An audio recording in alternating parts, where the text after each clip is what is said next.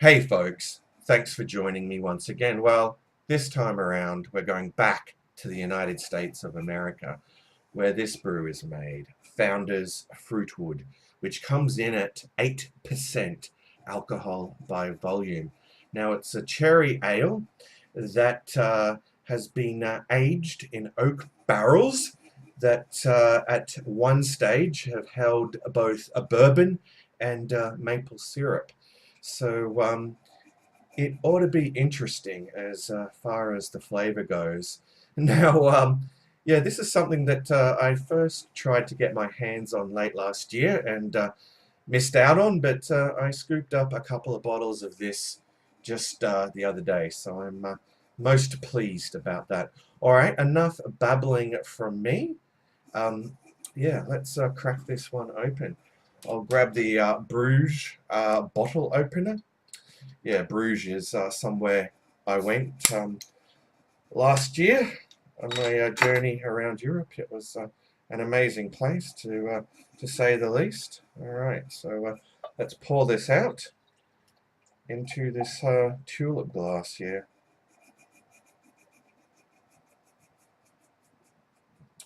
All right, let's get a closer look at that. Mm.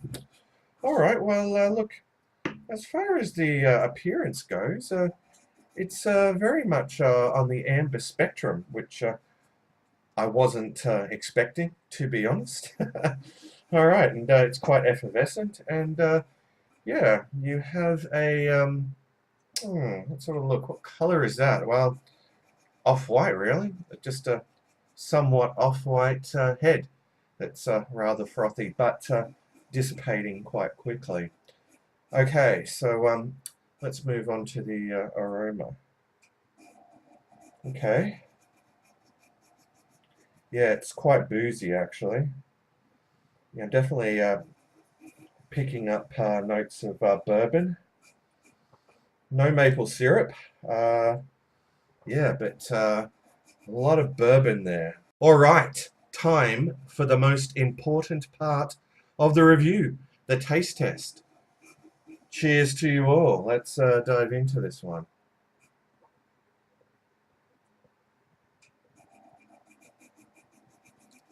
Mm. All right, well, up front, I'm getting some definite taste of cherries, as one would expect. But also, there's yeah, a definite taste of bourbon, and it's only now that I'm starting to pick up some hints of maple syrup, and there's a bit of vanilla in there as well. And yeah, like the nose, it's very boozy, but it's unlike anything I've ever had.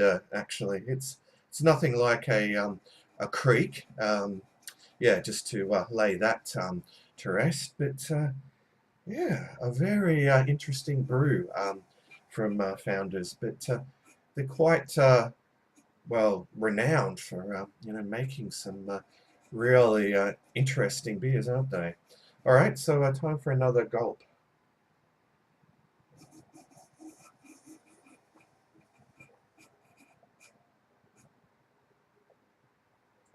Hmm. Yeah, it's definitely very tart and very sour, but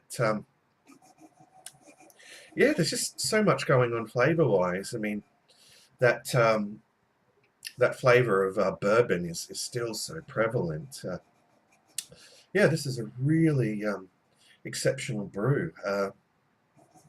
Wow, I'm really enjoying this, and I'm somewhat sad that I've only got one bottle left.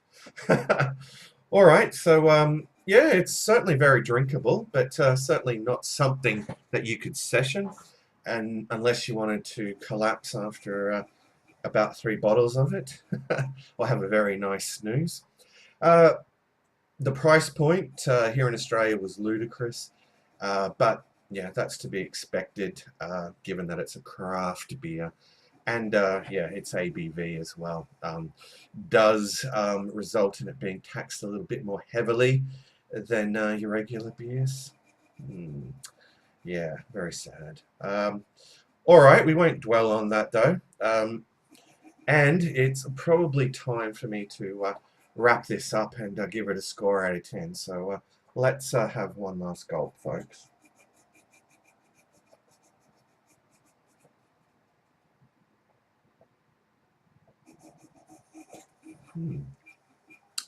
All right, well, all in all, yeah, it's a really exceptional brew.